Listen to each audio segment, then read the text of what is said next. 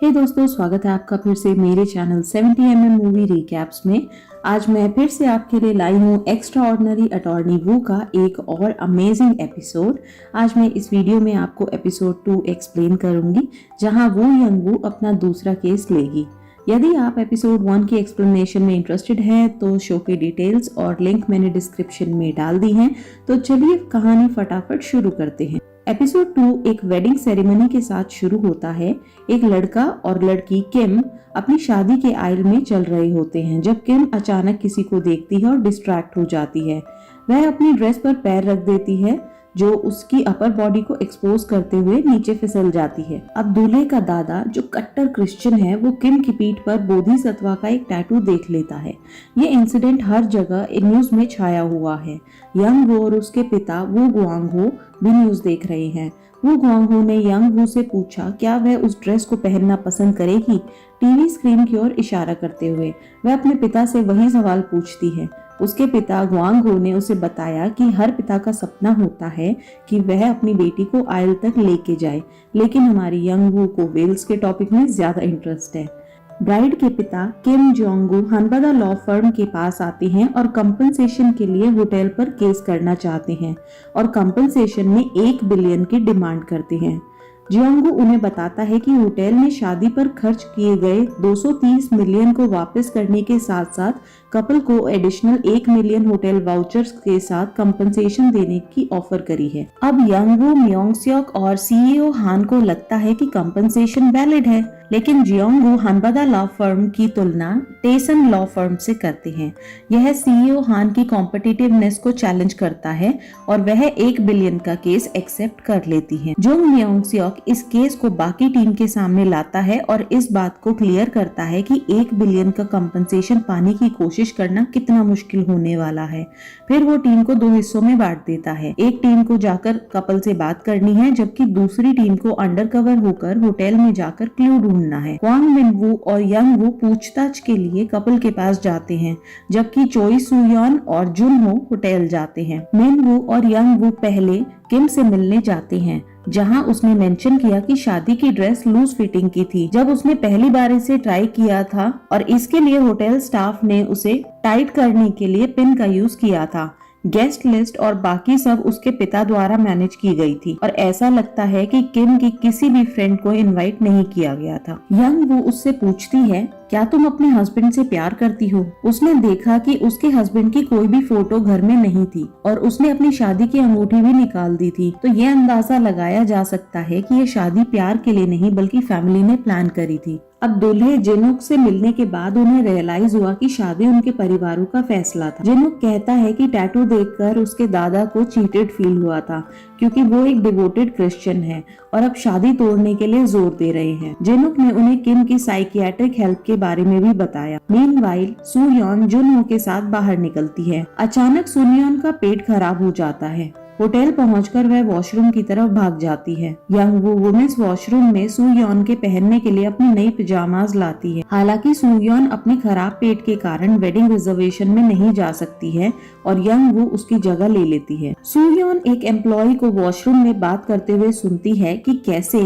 जी high hotel के employees में से एक को इस ड्रेस मिसहैप इंसिडेंट के कारण निकाल दिया गया था। वह जुन्हो को कॉल पर इस शादी के बारे में एम्प्लॉयज से पूछताछ करने के लिए कहती है। बुटीक में सुए जुन्हो को ड्रेसअप हुई यंग वू को देखने के लिए बुलाती है, जिसे दुल्हन के रूप में तैयार किया गया था। यंग वू और जुन्हो एक बेकरी में थे जब उन्होंने होटल की वेडिंग टीम की एक एम्प्लॉय को देखा जो निकल गई थी और निकाली गई एम्प्लॉयज की कॉन्टैक्ट इन्फॉर्मेशन पूछने का ट्राई किया। हालांकि उन्हें डिसअपॉइंटमेंट का सामना करना पड़ता है जब उन्हें पता चलता है कि वह देश छोड़कर चली गई है। सुयोन और मिन वू ब्राइड किम के साइकियाट्रिस्ट को कोर्ट में गवाही देने के लिए मनाने की कोशिश कर रहे हैं, लेकिन वो मना कर देता है। अब सीन शिफ्ट होता है कोर्ट रूम में, जहां यह ट्रायल होना था। जुनहो कोर्ट में एक विटनेस को पेश करता है जो उसे पहले मिली थी, ताकि वह प्लेंटिव साइड से गवाही दे। वो गवाही दे देती है और यह इंसिडेंट पूरी तरह से एक एक्सीडेंट नहीं था। क्योंकि वेडिंग बिजनेस टीम के हेड को पता था कि ड्रेस खराब फिटिंग की थी, क्योंकि यह किम की ड्रेस नहीं थी बल्कि किसी और की थी। शादी की सुबह मिस किम की ड्रेस वास्तव में फटी हुई थी, जिसे उन्होंने इसी तरह की एक दूसरी ड्रेस के साथ बदल दिया था। इस बयान के बाद प्लेंटिफ साइड काफी पॉजिटिव फील करता है, जब तक कि डिफेंडेंट साइड किम को स्टैंड के लिए नहीं बुलाता। वहाँ यह पता चलता है कि किम ने वैगल नाम की एक वेबसाइट पर पोस्ट किया था कि कैसे उसने अपनी शादी को खुद बर्बाद किया है। Now back at the office, Myeong Seok की टीम किम के साथ डिस्कस करती है और उससे कुछ और बताने के लिए कहती है जो वह छिपा रही है। वह उन्हें बताती है कि यह शादी उसके पिता के लिए एक सौदा थी, क्योंकि दूल्हे के दादा ने उसे वेडिंग गिफ्ट के रूप में जमीन देने का प्रॉमिस किया था। यंग वू ने इस बात को पकड़ लिया और बताया कि अब स्पेशल डैमेजेस के लिए कंपनसेशन के लिए अप्लाई कर सकते हैं, क्योंकि किम को जमीन देने का वादा किया गया था। इस घटना से उन्हें अरबों की संपत्ति का नुकसान हुआ है और यह कंपनसेशन है, लेकिन वे अभी के लिए बस रिक्वेस्ट कर सकते हैं। मियोंग सियोक द्वारा स्टेटमेंट ऑफ ओपिनियन दिखाने के लिए कहने के बाद वह चली जाती है, जिसे वे दोनों परिवारों को दिखा सकते हैं। अगले दिन कोर्ट रूम में वे किम के पिता को खबर सुनाते हैं